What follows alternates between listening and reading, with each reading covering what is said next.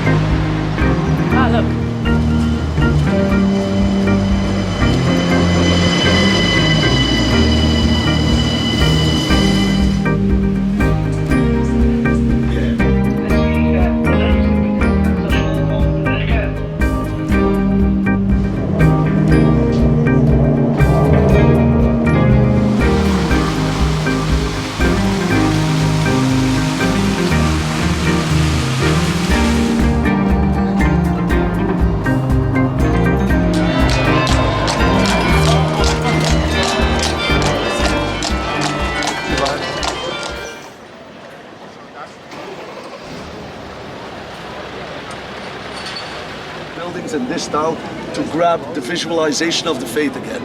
That's why they built them. That's the provincial hall. Bruges is the provincial capital of West Flanders. You also have East Flanders, Antwerpen, Vlaams-Brabant and Limburg. That's the Flemish part of the country. We're the majority of the country. The French part of the country is in the south. Then, right next to that, you have also Posterij. That used to be the post office of Bruges. up until 6 or 7 years ago. When they moved the post office, they made a store in there called Sissy Boy. There was a giant sign on the market that said Sissy Boy. So the city organized a petition to remove the Sissy Boy, and now it's a many market. Alright, so we did the post office. Back to this tower. As I said, it was the city's watchtower. It was also the home of the city's archers and army men. If you have a very important harbor with a lot of wealth and a lot of trade, you also have a lot of war. Every faction, every country that traded with Bruges or even came in contact with Bruges also tried to conquer and rule Bruges at some point. We've been ruled over by the French, we've been ruled over by the Dutch, we've been ruled over by the Germans, we've been ruled over by the Austrians, we've been ruled over by the Italians, we've been ruled over by the Spanish, we've been ruled over by the Swedes for 2 days, funny story. We've been ruled over by the English, as I said, Bruges, very powerful. Right, but if you climb the tower, okay, the view is nice, but who cares, right? But it's 166 steps up, 366 steps up. You have to go 366 steps down again. You do not want to be up there when the bells start banging. It's a horrible noise. Also, it's a spiral staircase all the time. That's all you're going to be doing. But the Bell Fortress is also a little bit nudged to the left. Has a little bit of a nudge to the left. Why is that? Construction workers used to suck around here in medievals, and what they used as a foundation was cow skin. That was the foundation for this town. They said, oh, we got a nice bit of land, let's you know, mutilate some cows, put the skin on the floor and build a tower on it. Well done, guys, really. So every 4 years it goes up in scaffolding and we have to park it back into position. It's ridiculous. Nope, we're done. All right, last thing on the market square. Look at that statue. Those two very manly men. Look at all manly, with all their manliness. Obviously that's a war statue, but the guys on the statue are not warriors, they are guild masters. Do we all know what a guild is? A collection of people that perform the same profession. Guild of painters, a guild of writers. The left one was the guild master of the carpenters, the right one was the guild master of the weavers. Jan Bredel and Pieter de Koning. Now, what did they do? Excellent question. Our least favorite overlords in the medievals were the French. What did the French do? They would tax the city into poverty. Every time. So, every time the French were ruling the city, all the locals got very poor and all the French got very rich. At some point, it pissed the guilds off just a bit too much, and they organized into a good old-fashioned angry mob and started the Bloody Night of Bruges, also known as the Bruges Matin. The Bruges Matin means the short work of Bruges. It's like when you say they made short work of it. They call it the short work of Bruges. Now, in one night, every French person in this city was murdered by the guild. That is a bar called the Harre. And in that bar, they have a beer called the Harre. While you're in the city, go and have a... They upped the price though, I'm not gonna lie to you. It's €5.25 for a Harre now. That is steep. That is expensive, but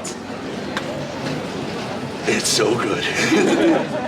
Bar rules, you can only have 3. The danger of this beer is it tastes very light, but it's incredibly potent. Bar rules, 3 is the maximum you can have, and you will be drunk after 3 Harres, as in really, really drunk. But it tastes very light, it drinks very easy, and they serve it with a nice Dutch cheese. It's really nice, but it's the only place in the world where you can have it. It's a very old-style local bar owned by local people. That might work. Alright, back to this square. What else do we have on the square? Oh yes, that golden building right there. That is real gold. We call it the leafing process. You make the gold paper thin and you place it onto the wall. That, ladies and gentlemen, was somebody's vacation house. That was the little home away from home. Now, who would have had, in the golden age of Bruges, a golden vacation house? The Holy Roman Emperor. Charlemagne, Carlo Magno, Karel the Grote, evict you in there, say you're guilty, bring you on this square and hang you publicly. The last hanging was in 1972. That is not true, by the way. The last hanging was in 1872. The statues on the walls are painters, writers, crusaders, holy people, kings, queens, everybody that had some sort of biblical or historical significance to Bruges was placed on that wall. They didn't do it all at once. They started off in the middle and they expanded to the side. There's even one guy that didn't quite make it. We just crossed the Blind Donkey Bridge. This is about Ghent. So Bruges and Ghent also, well, we're friends now, but Bruges and Ghent... Oh yeah. Bruges and Ghent had a little game going on, like you raid and ransack the place and steal something, and then Ghent would raid and ransack this place and steal something. The last thing that was stolen, we still haven't gotten it back. On the top of the Cathedral of Ghent, there is a golden dragon. That's ours.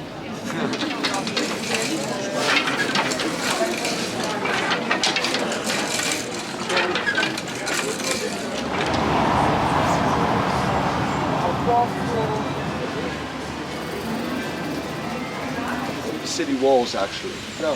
Now it's called Astrid Park. Queen Astrid, when she died in the early 1900s, she was very well loved. She was a very beautiful queen. She had a lot of good works that she did for poor people and children.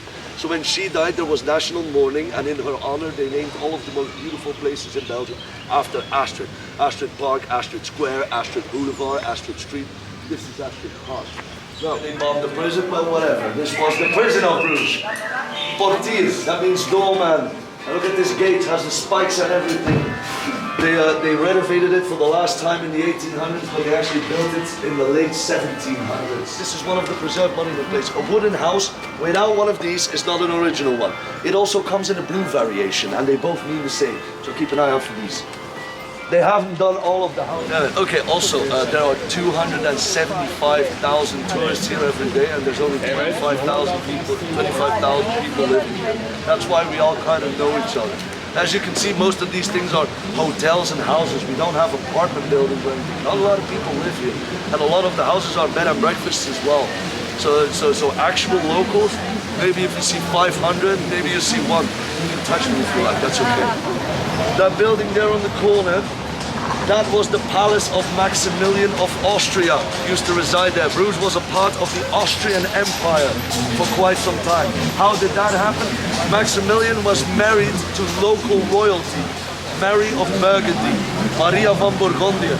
She was very famous. She died a famous death. She fell off her horse. That's the official story.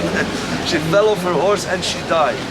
Maximilian loved his wife very much. They had a very good marriage. He was very fond of her.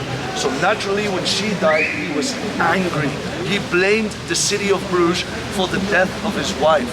So he started taxing the city again. Punishment, taxing. Until that led to a revolt, and they threw Maximilian in jail here for a couple of months. The jail of Maximilian was the building on the market square next to the compass. That's where the Austrian emperor was kept on the market square now, and they placed them here. Those things are from the 800s. Those were the entry pillars where the boats used to pass through to enter the market square. And they kept them here on display. You can see they're damaged on the sides. The boats used to bang off them. Actually damaged on the side. They haven't renovated these things. So these are some of the oldest things in the city. You can stroke it gently, you can hug them, you can make a little TikTok with them. It's very nice. And then over there, a very cute location. We have the smallest bridge in the city. It's not the oldest one. The oldest one is from the 1500s. Before the 1500s, all the bridges were made out of wood, so they had to go up and down for the big boats to pass. That's why the oldest stone bridge, it's down that way, that's from the 1500s. This one is from the 1600s. This is also the Bridge of Love. This is Lover Bridge. The legend goes, if you ask the person that you love to marry you on top of that bridge, they will say yes or no. Also, if you go on the bridge and there comes somebody from the other side and you stare directly at each other's eyes, you will fall madly in love. These were the local beer merchants. Why is Belgium such a beer country? Why do we have so much of it? Why are we so good at it? The water here is disgusting. I don't know if you ever drank tap water in Belgium. It's really bad. We call it the hard water of Flanders. The tap water, don't drink the tap water. Filter it again with a Brita. We don't have that much beer because we want to. It's because we had to.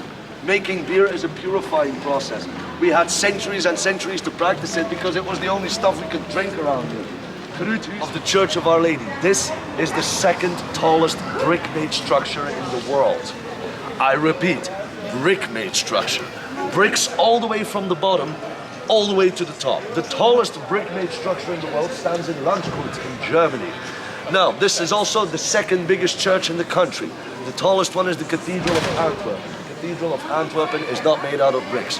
Despite this thing being second best at everything, what is more important is what is inside. An original Michelangelo sculpture the only artwork of Michelangelo that left Italy while he was still alive. It was bought here by a very famous trading family, and it was donated to the Church of Our Lady. All right, so to go in the church, that's for free. If you want to see the Michelangelo, even I don't do that for free. You have to pay a little bit of money. But the church is really nice on the inside. Then what happened to Bruges? Well, it has everything to do with Maximilian. When we eventually released him, he outlawed trade with Bruges. That was his punishment. It was not legal anymore to trade with the city of Bruges. There was an actual punishment on trading with the city. He took all of the trade from Bruges and moved it to Antwerpen. And Antwerpen is still one of the biggest harbors in the world today. That's where all of their trade comes from. It's ours. And to make matters worse, there was a shift in the tectonic plates in the Atlantic Ocean, and the sea started retreating gradually. In a 100-year span, the sea is now 10 minutes away by train. So we lost our trade, we lost our boats, we lost our water. Bruges goes dark. For hundreds and hundreds of years, there was nothing to do around here. All right, it's been conquered, like Napoleon came to visit and stuff like that, but Bruges was just a pile of rubble. That was it. It was a broken city. And that is why everything is still so old. There wasn't any money to renovate anything. In the year 1800s, that was the Enlightenment. They said, old building, take it down, we're gonna build new. Oh, what, an old castle? Break it down, we're gonna build something new. Bruges didn't have the money to do that. The only people that did have the money were the church, and they were building in the medieval style. So that is why the city is still so old. And I'll say, hey, good job preserving. We had to. People just had to keep fixing whatever was here. Also, in World War I, we were comfortably behind the front line. In World War II, we were an Axis collaboration country. So everybody, they had one guy in the army and one guy in the resistance. So they were constantly talking to each other. So the Flemish army said, can you please tell the English we're moving out of the city and we're gonna fight it out in Zeebrugge. And then the English bombed the prison. Yes, really weird, but still. So that is how we escaped the horrors of war, mostly twice.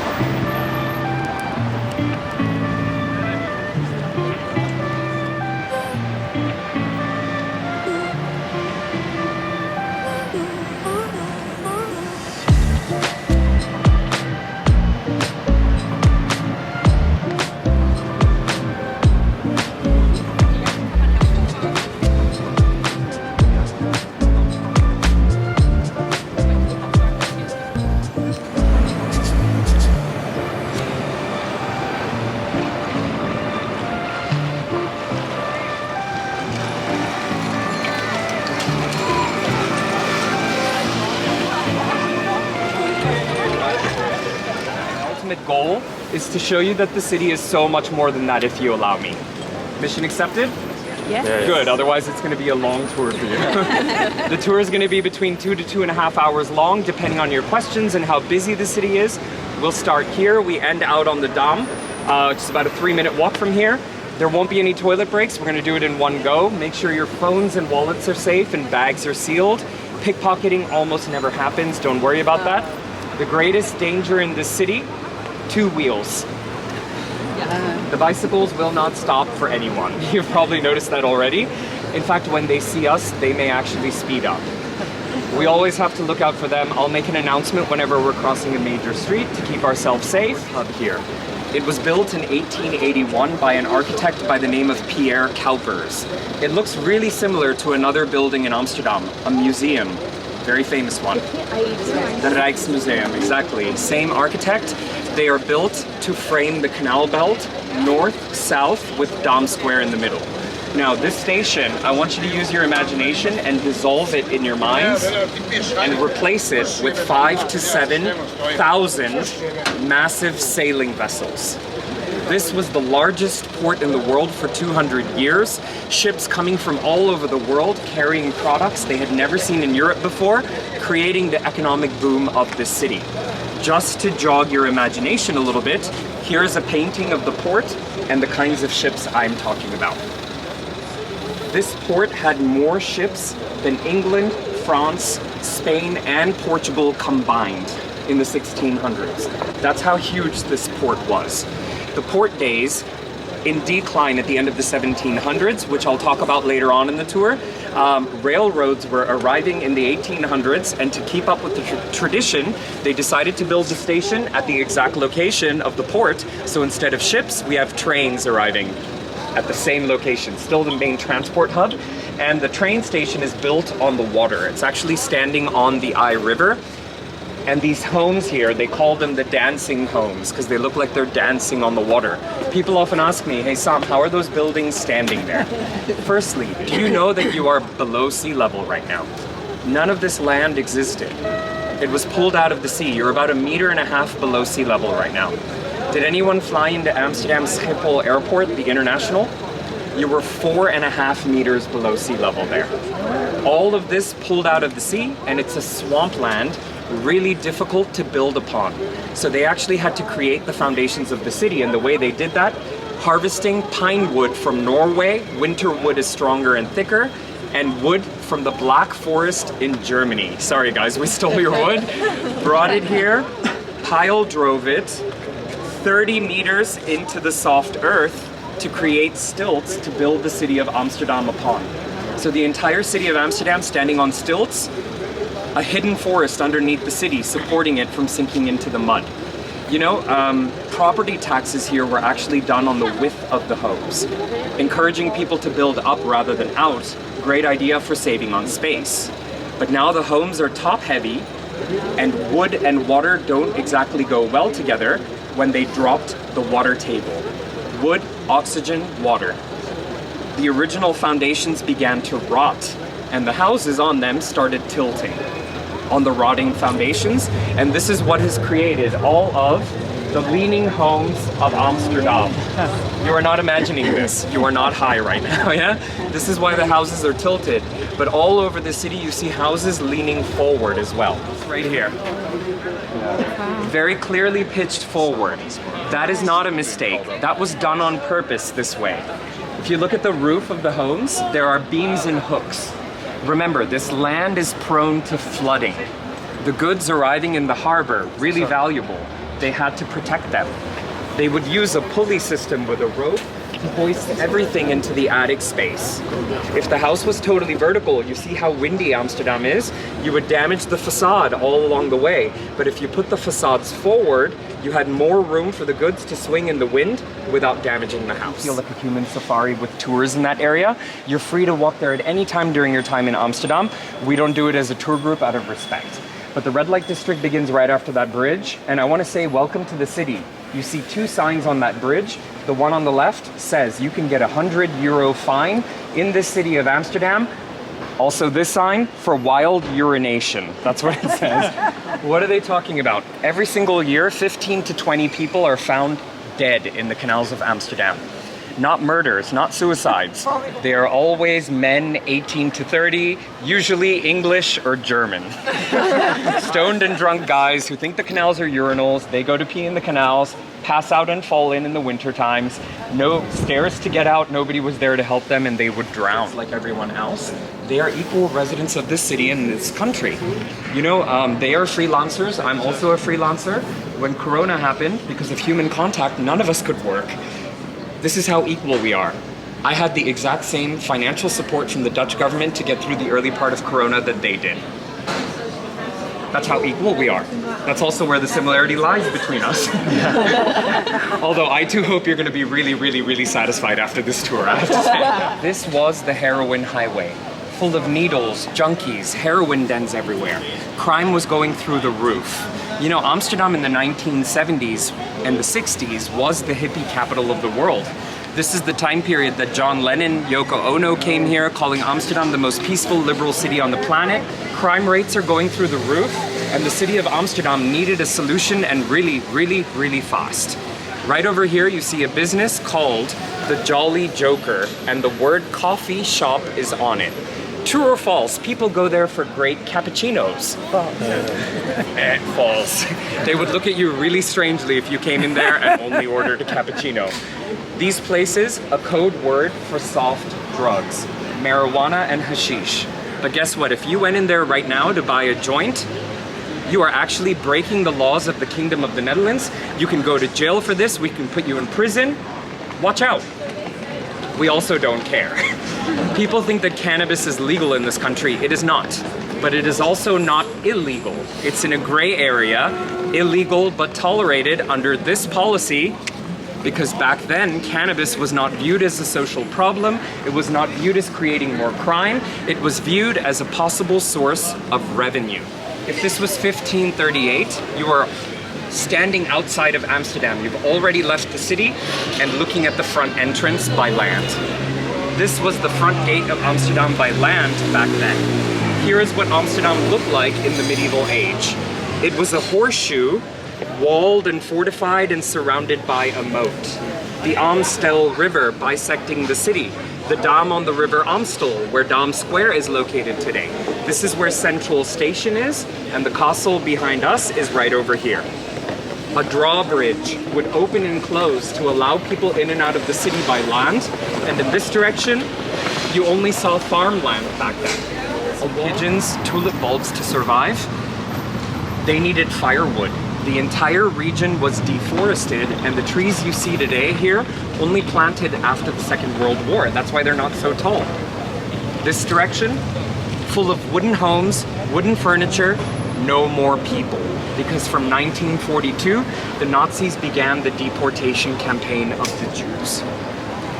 Empty quarter, lots of wood.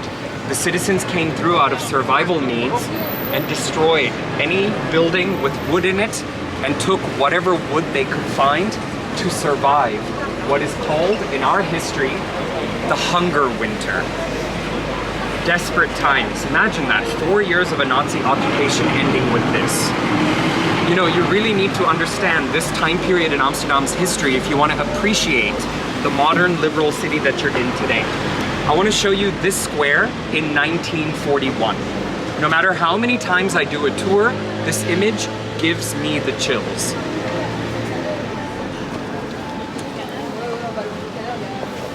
Exactly where we are standing in the New Market in 1941. What are we looking at here? Segregation has become the law under the Nazis, and a fence is built right on this street. And the Jews are on that side of the street, and the non-Jews exactly where we are standing. Friends and families separated in this time. Take a look, 2 boys talking to each other from across that fence. There were signs everywhere that said "Verboden for Juden," which means forbidden for Jews to enter parks, public spaces, theaters, cafes, forced to wear the Star of David with the word Jew on it in Dutch to identify them, not allowed on the streets after dark, not allowed to bicycle, and this was Amsterdam from 1941. Do you guys remember earlier I mentioned property taxes done on the width of the homes, right? So many homes went narrow and tall to save on taxes. We'll take a look at this burnt charcoal mansion behind me. They didn't care about taxes, they were showing off their wealth. Two brothers, known as the Tripp brothers, made a fortune in the 1600s selling weapons of war. Not exactly clean money. They had a lot of horsemen who would take them around Amsterdam on fancy stagecoaches in style. And their favorite horseman lived really far away from this home. And they overheard him one day chatting with his colleagues. And he said, in my lifetime, I would be so honored and proud one day to have a house as wide as the front door of my master's. Take a look at their front door. Now take a look at the White House right over there. True story, they built him that one to fulfill his dream, bring him closer to home. The carriage would be in the front, and whenever the brothers needed him, he would bring the carriage over this bridge, pick them up, and take them around Amsterdam in style. This is one of the narrower homes in the city. The narrowest one in the world is here in Amsterdam. It's in my email after the tour that I'm gonna send you, next to one of my favorite cafes for real coffee. Yeah. Engraved with the names of people who have lost their lives during the Holocaust here. They're laid right in front of the homes where the people once lived and were tragically captured by the Nazis and deported from Amsterdam. A family of 4 that lived right inside of this house. Allow me to read you what it says in Dutch so you understand the memorial. It says, Hier woonde, that means here lived, Willy Lakotski, that was his name. Geboren, or born, 1880. Gedeporteerd, or deported, 1942, out Westerbork. Westerbork was a transition camp in the Netherlands. We had no concentration or labor camps in this country. A transition camp where our own national railways was used to bring people, register them into books, and then out-process them to Poland, Germany, Austria, etc. And what it says next? Vermoord, which means murdered, not died. Murdered 15th of December 1942 in Auschwitz, Poland. All 4 members of this family tragically perished in Auschwitz. The reason for the arrangement, mother, son, daughter-in-law, spouse of the son, and daughter. You find these memorial plaques all over Europe, all over Amsterdam. It was an Israeli artist who started this initiative. We appreciate them today in Amsterdam because they remind us of the lives that were lost in the past and waves. Now, I want to tell you about the building we're standing across from. The reason Amsterdam became the richest city on the planet, the greatest monopoly ever created on Earth. This is the very first company logo ever established. The VOC, Verenigde Oost-Indische Company. The Dutch East India Company in English. 1602 is when the company was established. 1606, this is purpose-built as their headquarters. This company revolutionized the way that trade, finance, and commerce was done in the world, resulting in the Dutch Golden Age. This is why the canals were dug, the mansions were built. You know, this company offered a lot of insurance to the investors. Merchants in Amsterdam were building ships, trying to return a profit from these ships by sailing around the world, bringing back new products. Cut down or a brand new door, custom made for your home. Recession-proof economy, move to Amsterdam and become a door maker. You're set for life. It's not going to stop unless we find a solution to this. But the canals are not that deep actually. They're only about 3 meters or 10 feet deep. It's mud on the bottom, fresh water on top, and in the middle, a meter layer of metal objects. How about bicycles? 17.5 million people live in the Netherlands and 25 million bicycles are used by them. More bikes than people, and every single year, 12 to 15,000 bikes are fished out of the canals of Amsterdam. Because some people don't chain their bikes to something fixed, the wind picks up, knocking them in. Cars back up and hit them, drunk people push them in. 5. When the golden balcony was added on the front for the coronation of the first King of Holland. And that man was not Dutch, French. Louis Bonaparte, the younger brother of Napoleon, is about to be crowned.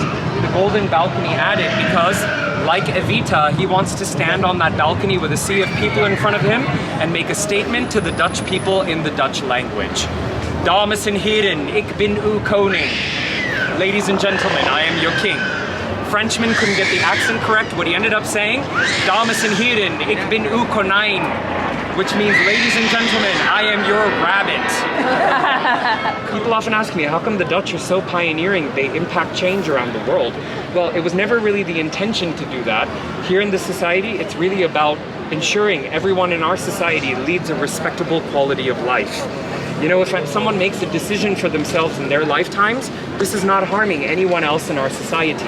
And the true motto of this in our language, my favorite expression in Dutch, leven en laten leven.